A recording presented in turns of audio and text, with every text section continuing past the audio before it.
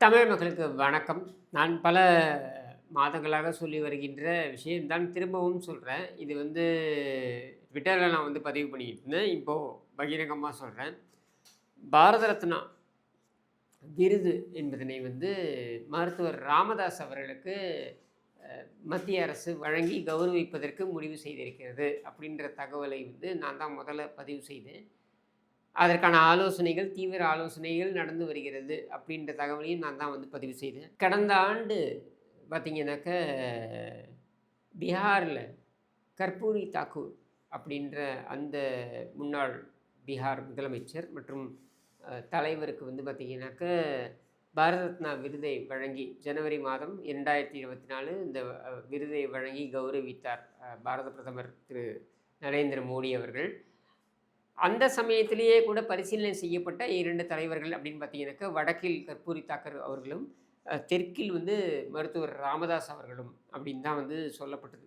ஏன் மருத்துவர் ராமதாஸ் அவர்களை முடிவு செய்ய வேண்டும் அப்படின்னா, மருத்துவர் ராமதாஸ் அவர்களுடைய அரசியல் பயணம், அதைவிட முக்கியமாக அவருடைய சமூக நீதி பயணம் அப்படின்றத நம்ம கருத்தில் கொள்ளணும். நமக்கு ஒரு தலைவரை பிடிக்கும், பிடிக்கல, இந்த அரசியல் மாச்சரியங்கள்லாம் தனியாக வச்சுருவோம். ஆனால் அதை கடந்து ஒரு சமூகத்திற்காக, ஒரு சமுதாயத்திற்காக உழைத்த தலைவர் அப்படின்னும் பொழுது, அவருடைய வாழ்நாளிலேயே அவர் கௌரவிக்கப்படுகின்றது அப்படின்றது ரொம்ப ரொம்ப ரொம்ப முக்கியமான ஒரு விஷயமா நான் பார்க்குறேன். இப்போ நீங்கள் பாரத ரத்னா எடுத்துக்கிட்டிங்கனாக்க, முதல் பாரத ரத்னா வழங்கப்பட்டது திரு ராஜாஜி அவர்களுக்கு. அவர் வாழ்நாளிலேயே வழங்கப்பட்டது. நேரு அவர்களுக்கும் அவருடைய வாழ்நாளிலேயே வழங்கப்பட்டது அப்படின்னு எடுத்துக்கிட்டாலும் கூட, இந்திரா காந்தி அவர்களுக்கும் கூட அவருடைய வாழ்நாளிலேயே வழங்கப்பட்டது என்று எடுத்துக்கிட்டாலும் கூட, நம்ம புரட்சித் தலைவர் எம்ஜிஆர் அவர்களுக்கு அவருடைய மறைவிற்கு பின்னர் அது வழங்கப்பட்டது. ஜானகி அம்மா தான் அதை பெற்றுக்கொண்டார்கள். அவர் மறைந்து சில நாட்களிலேயே அது வழங்கப்பட்டது அப்படின்னு எடுத்துக்கிட்டாலும் கூட, இந்த கௌரவம் அப்படின்றது திரு ராமதாஸ் அவர்களுக்கு பொருந்துமா என்றால், அவருடைய சமூக நீதி பயணத்திற்கு கண்டிப்பாக பொருந்தும். ஏன்னா, ஒரு இனத்திற்காக உழைப்பது. ஏன்னா இன்றைக்கி இருக்கக்கூடிய அரசியல்வாதிகள் அப்படின்றவங்க எப்படி ஆயிட்டாங்க அப்படின்னா, ப்ரெஸ் மீட்டில் உதார விடுறது, இல்லை மேடைகளில் கண்ணா பின்னான்னு பேசுகிறது, இதை தவிர்த்து வேறு எதுவும் பெருசாக அரசியல் பணி அப்படின்னு செய்வதாக தெரியல. அதாவது இன்றைக்கு முளைத்திருக்கின்ற திடீர் குபீர் அரசியல்வாதிகளை நான் சொல்கிறேன். ஆனால் நீங்கள் மருத்துவர் ராமதாஸ் அவர்களுடைய பயணத்தை நீங்கள் எடுத்தீங்கன்னாக்க, நான் தான் திருப்பி சொல்கிறேன், நீங்கள் அரசியல் மாச்சரியங்களை வச்சு பார்த்தீங்கன்னா உங்களுக்கு புரியாது. அரசியல் மாச்சரியங்களை தள்ளி வைங்க. ஒரு இனத்திற்கே, அதாவது ஒரு சமுதாயத்திற்கே விழிப்புணர்வை ஊட்டுவது அப்படின்றது இருக்கு இல்லையா, அது ரொம்ப ரொம்ப ரொம்ப கடினமான விஷயம். அதுவும் என்ன மாதிரியான ஒரு சமுதாயம்னு பாருங்கள். அவர் சொல்கிறாங்க இல்லையா, இந்த ஊமை சனங்களுக்காக அப்படின்னு சொல்கிறாரு பாருங்க. அது ஏன் அந்த ஊமை சனங்களுக்காகன்னு சொல்கிறாருனாக்க, அத்தனை கிராமங்கள் அவர் சொல்கிறார் இல்லையா, இத்தனை கிராமங்கள் நான் சென்று சந்தித்து அவர்களுக்கெல்லாம் நான் விழிப்புணர்வை ஊட்டியிருக்கிறேன் அப்படின்னு சொல்கிறார் இல்லையா, சத்தியமான உண்மை. அது மிகப்பெரிய ஒரு சாதனையும் கூட. ஏன்னா ஒரு கிராமமாக போய் ஒரு திண்ணையிலும் உட்கார்ந்து பிரச்சாரங்கள் மேற்கொண்டு அவர்களுக்கு அந்த விழிப்புணர்வை ஏற்படுத்தி, நம்ம இனம் ஏன் இப்படி இருக்குது, ஏன் நம்ம பிற்பட்டு இருக்கோம், நமக்கு ஏன் பொருளாதார மேம்பாடு கிடைக்கல, நமக்கு ஏன் கல்வியில் முன்னுரிமை கிடைக்கல, நம்ம ஏன் கல்வியில் மேம்படலை, இப்படின்ட்டுலாம் விழிப்புணர்வை கொண்டு அவரிடம் சேர்ப்பது இருக்கு இல்லையா, இது மிகப்பெரிய ஒரு பணி. அந்த பணியை மேற்கொண்ட தலைவர் அப்படின்னு எடுத்திங்கனாக்க, தெற்கில், அதாவது தென்னிந்தியாவில் மிகப்பெரிய தலைவர். பாரத அளவில் பார்த்திங்கனாக்க, இன்றைக்கு இருக்கக்கூடிய மூத்த தலைவர்களில் இருக்கக்கூடிய ஒரு முன்னோடியாக மருத்துவர் ராமதாஸ் அவர்களை நம்ம பார்க்க முடியும். அப்போது இந்த மாதிரியான தலைவர்கள் தன் வாழ்நாளையே ஒரு விஷயத்திற்காக அர்ப்பணிக்கும் பொழுது, அவர் மேல் இருக்கக்கூடிய குற்றச்சாட்டுகள், அவர் குடும்பத்தினர் மேல் இருக்கக்கூடிய குற்றச்சாட்டுகள் இதெல்லாம் தள்ளி வச்சுட்டு, அவருடைய இந்த சமூக பணி அப்படின்றதை எடுத்து பார்த்தீங்கன்னாக்க, ஒரு இனத்திற்காக, ஒரு சமுதாயத்திற்காக, அந்த சமுதாயத்தின் அடையாளத்திற்காக நின்றவர், இன்று வரையில் இருக்கின்றவர் அப்படின்னு பார்க்கும் பொழுது, அவருக்கான அந்த அங்கீகாரம் இருக்கு இல்லையா, இந்த அங்கீகாரத்தை நாம் கண்டிப்பாக வரவேற்க வேண்டும். இது தமிழர்களுக்கே கிடைத்திருக்கின்ற மிகப்பெரிய ஒரு கௌரவமாகவும் நாம் பார்க்க வேண்டும். சாதி மாச்சரியங்களை கடந்து, அரசியல் மாச்சரியங்களை கடந்து, இது நம் சமகாலத்தில் நம்முடன் வாழ்ந்து கொண்டிருக்கின்ற அந்த பெரியவருக்கு கிடைக்கின்ற ஒரு கௌரவமாக பார்க்க வேண்டும் அப்படின்றதான் நான் கருதுகிறேன்.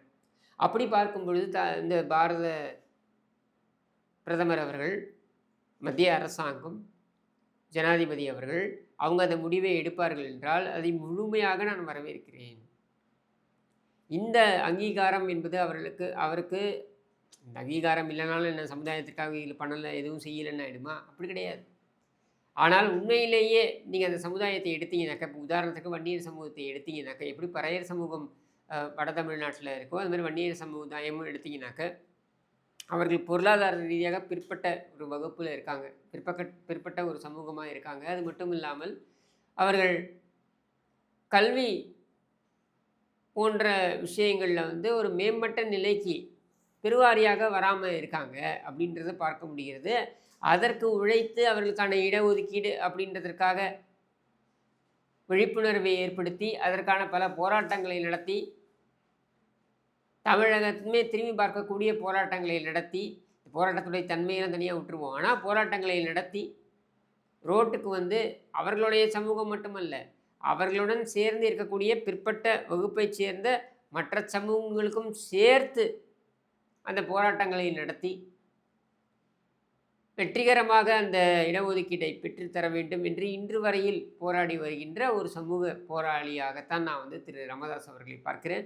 இந்த மாதிரியான பெரியவர்களை ஏற்கனவே நான் சொன்னது போல் அவர்கள் வாழ்நாளில் நம்ம அவர்களுக்கு அந்த அங்கீகாரத்தை கொடுக்கணும். இல்லை அப்படின்னும்போது நம்ம கொடுக்கறதுல என்ன பெரிய மரியாதை இருக்கப்படுது? வாழ்நாளில் கொடுத்து கௌரவித்து இவர்கள் கொண்டாடப்பட வேண்டும். இதே இந்த இந்த சமூக பணி இருக்கு பாருங்க, இது ஒரு முன்னுதாரணமாக மற்றவர்களுக்கு இருக்க வேண்டும் அப்படின்றதான் நான் பார்க்கக்கூடியது. அப்போ அதற்கு இந்த அரசாங்கம் முனைப்பு காட்டுகிறது என்றால், எப்படி கற்பூரி தாக்கூர் அவர்களுக்கு போஸ்ட் முஸ்லீம் அவர் இறந்ததுக்கப்புறம் கொடுக்குறாங்க, குடும்பத்தினருக்கு கொடுத்துருக்காங்க அப்படின்னும் பொழுது, வாழ்நாளில் ராமதாஸ் அவர்களுக்கு கொடுக்கும் என்றால் தமிழகம் கண்டிப்பாக மத்திய அரசாங்கத்திற்கும் ஜனாதிபதி அவர்களுக்கும் கண்டிப்பாக நன்றியை தெரிவிப்போம் என்பதோடு நம்ம மகிழ்ச்சியுடன் நம்ம நன்றி கடற்பட்டிருக்கிறோம் அப்படின்றதையும் தெரிவித்துக் கொள்கிறேன். இதனால் பாமக இந்த அரசியல் முடிவு எடுக்கும், அந்த அரசியல் முடிவு எடுக்கும், இந்த கால்குலேஷன்ஸ்லாம் நான் போகலை. ஏன் பாமக திமுக கூட போகலாம், ராமதாஸுடைய இந்த பாமக அணி திமுக கூட போகலாம், அது நம்மளுடைய கேள்வி கிடையாது. ஆனால் இந்த அங்கீகாரத்தை கொடுக்க வேண்டியது என்பது அரசியல் பணிக்காக அல்ல, அவருடைய சமுதாய பணிக்காக. அதுவும் அந்த ஒரு கிராமமாக சென்று அவர் ஏற்படுத்திய விழிப்புணர்விற்காக. அந்த விழிப்புணர்வு அதுவரையில் நீங்கள் பார்த்தீங்கன்னாக்கா, ராமதாஸ் அவர்களுடைய வருகைக்கு முன்னால் வன்னியர் சமுதாயத்திற்கு இருந்த பிரதிநிதித்துவம் அப்படின்னு எடுத்து பார்த்தீங்கன்னாக்கா, அந்த பிரதிநிதித்துவம் என்பது காமராஜர் காலத்திலேயே குடியாத்தத்தில் தான் ஜெயிக்கிறார் காமராஜர், வன்னியர் ஓட்டி செத்தாலும் ஜெயிக்கிறாரு. ஆனால் அந்த பிரதிநிதித்துவம் அப்படின்றதுல பார்த்தீங்கன்னாக்க இல்லாமல் தான் இருந்தது. அப்போ அந்த பிரதிநிதித்துவத்தை அவர் உள்ளபடியே கொண்டு வருகிறார். எப்போ கொண்டு வராரு? தன்னுடைய போராட்டங்களின் மூலமாகவும் தன்னுடைய விழிப்புணர்வின் மூலமாகவும் அதை கொண்டு வரார். அதை கொண்டு அதிமுக திமுக இந்த ரெண்டு கட்சிகள் கூட மாறி மாறி அவர் சவாரி செய்கிறார், கூட்டணிக்காக கணக்கு போடுகிறார், பேரம் பேசுகிறார், போட்டி வாங்குகிறார். இதெல்லாம் விமர்சனங்கள், இந்த அரசியல் விமர்சனங்கள்லாம் விட்டுருங்க. ஆனால் நான் இந்த பிரதிநிதித்துவத்தை பெற வேண்டும் என்றால், சட்டமன்றத்தில் இவ்வளவு பேரை நான் உள்ளே கொண்டு அமர்த்த வேண்டும் என்றால், அதற்கு சில அரசியல் சமரசங்கள் செய்து கொள்வது என்பதை கடந்து எப்படியாவது என்னுடைய சமுதாயத்திற்கு ஏதாவது ஒரு நன்மையை செய்ய வேண்டும் என் வாழ்நாளில் என்று நினைக்கக்கூடிய அந்த நினைப்பிற்கு பாருங்கள், அந்த நினைப்பிற்கே நாம் அவருக்கு விருது வழங்கலாம். ஏன்னா 2021 தேர்தல் காலத்தில் பார்த்தீங்கன்னாக்கா, அவர் வைத்த ஒரே கோரிக்கை, எனக்கு இவ்வளோ தொகுதி வேணும்லாம் கூட கேட்கல. அவர் வைத்த ஒரே கோரிக்கை என்ன தெரியுமா? என்னுடைய வாழ்நாளில் இந்த 10.5 என்கிற அந்த இடஒதுக்கீடு, உள்ஒதுக்கீடு, இது வன்னியர்களுடைய பிரதிநிதித்துவத்தை விட குறைவு தான், ஆனால் அந்த பிரதிநிதித்துவத்தை நான் பெற்றுத்தர வேண்டும், அதை மட்டும் நீங்கள் செஞ்சு கொடுங்க அப்படின்னு தான், அது மட்டும்தான் நிபந்தனையாக வச்சார். அது கொடுத்த உடனேயே அவர் சொன்ன ஒரே வார்த்தை என்னென்னா, திரு அன்புமணி ராமதாஸ் அவர்கள்ட்ட, நீ நேராக போ, நீ தொகுதியே கொடுக்கலாம் பரவாயில்ல, அவங்க நீட்டின பேப்பரில் கையெழுத்து போடும், ஏன்னா நமக்கு அந்த பிரதிநிதித்துவம் கிடைத்து விட்டது அப்படின்றதான் அவர் பார்த்த விஷயமாக இருந்தது. அப்போது அந்த ஒரு எண்ண ஓட்டம் இருக்குது பாருங்கள், தன்னுடைய சமுதாயத்திற்கு தமிழ் சமூகத்திற்கே அவர் வந்து நிறைய பண்ணியிருக்காரு. இன்னும் சொல்ல வேண்டுமென்றால், சமூக நீதி அப்படின்றத எடுத்தீங்கன்னாக்க, இங்கே தமிழகத்தில் அவரே சொல்றார். அதிகப்படியான அம்பேத்கர் சிலைகளை வந்து திறந்து வைத்ததே நான் தான் அப்படின்னு சொல்லிட்டு.